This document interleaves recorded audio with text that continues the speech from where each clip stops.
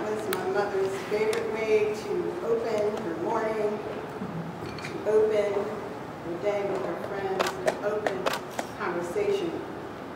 She always meant it in a very cheerful and delightful way. I am really, really honored to be here today with my mother's friends and enemies. Everybody's not here for a good reason.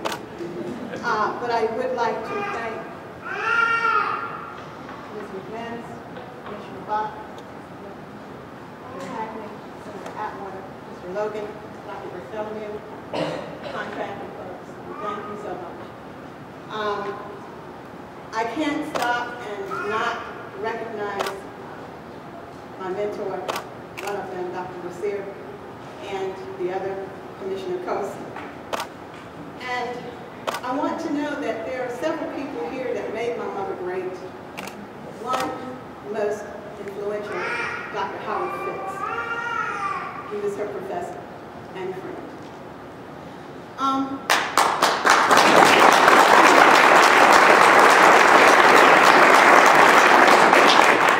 Greetings to Mayor Pollard, and I don't know if Mayor Knupp is here, or I can't see out there that well. So if there's any elected official or public servant here that I've missed, please forgive me. And there will be times that I'll recognize some more of you as we go on. Again, it is with great pleasure and toe-tingling delightfulness that I'm here to honor the dedication of Margaret's public work and dedication to Chatham County. I just must pause for another minute to thank her friends. Your continued dedication to her life's work and what it meant to be a person of integrity. Her friends continually carry on who she was. And I'm grateful for that. And I see that in their efforts when I watch them do their work. I'd also like to thank you for laughing, loving, toiling, and praying, repeating, touching, and just enjoying being with her, expressing who she was. Many of you have bitten your tongue to allow me to be me, and that's loving her, and I appreciate that. When a life as this has lived in a manner as such, this level of commitment to public service, demonstrated in such a way, it is difficult to select just one topic. So I was reminded of Senator Atwater's comments when we celebrated her life in September. She shot for the top and she hit it. It's better to shoot for the top even if you miss it, end quote. Margaret clearly shot for the top. It was not easy. I'm going to reflect with you about an important memory that happened to her in her life. I was living with my grandparents back in 1972, and I became ill. She came from Baltimore and saw that I needed treatment, took me to Johns Hopkins. The treatment was successful, obviously. It was pretty touch and go, and then when my Uncle Wilbur saw that it was kind of okay for her to hear the news, he told her that her mother had recurrent breast cancer. So in 1972, Margaret's only child and her only mother were ill, both with cancer diagnoses. She said, "I'm going home." Those of you that knew Margaret knew that she would drive you insane with data and research. She was an avid researcher. And so before she made the statement that we were coming here, she discovered there were many job openings for which she was qualified right here in Chatham County. And at the time, many positions in Chatham County that called for degrees were held by high school graduates. Margaret had 18 years of superior work history. She wrote a grant for the first senior high rise in the city of Baltimore. She had been the first black health educator in many jurisdictions. Her career was hallmarked with objectivity, confidentiality, integrity, and transparency before it became popular. Margaret had committed all of her life's work to public service. Surely with her ability, she could fill one vacancy in Chatham County. Her father, Papa, Mr. R.G. Bryant, was a founder of Chatham County Council on Aging. He was also a founder of the Chatham County Agricultural and Industrial Fair. He was also a founder of the Blue Zion School, Chatham County's Farm and Home Demonstration Organization, and a co-founding member of the Chatham Lead Credit Union, all service organizations for Chatham County. She knew her family's commitment to the county. She knew with her stellar work history that she would have no problem filling a vacancy here at home in Chatham County. No, she could not.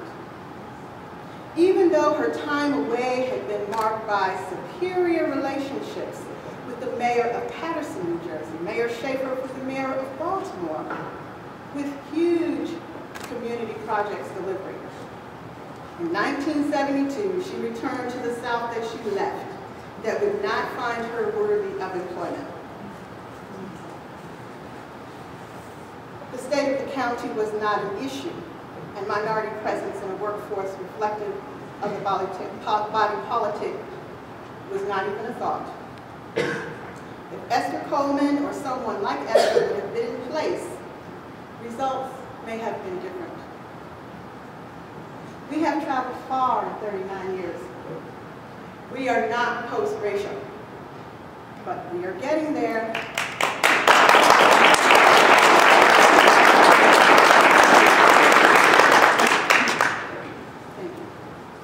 Can you imagine now her public life's work is memorialized in a county that found her unworthy to work in 1972? I remember my grandfather saying there's more than one way to skin a cat.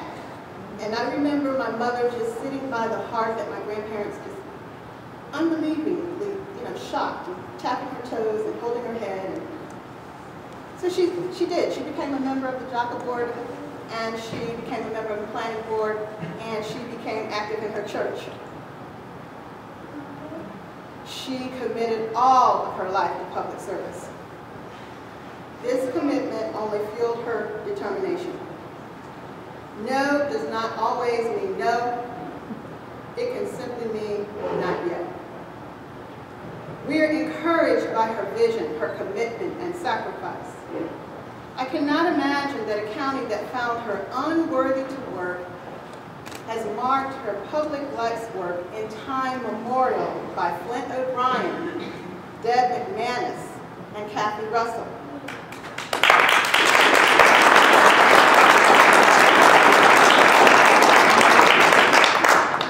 It happened by the memory of her students at Horton High School, her friends, Norman Clark, Jeffrey Starkweather, Carl Thompson, Delcinia Turner.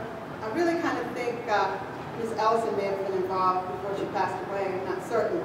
But I can't name all of her supporters, but I do know Mayor Bowler was present and active, speaking on her behalf.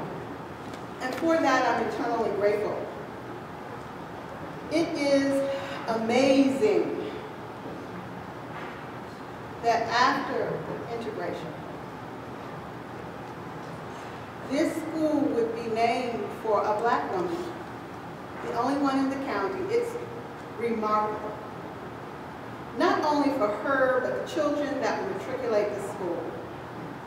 It has solar influences, as did her home at one time.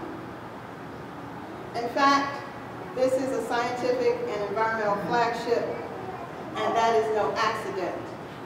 For as our friend Joe Hackney has referenced, Margaret was passionate about science, passionate about the universe and the order and its creator.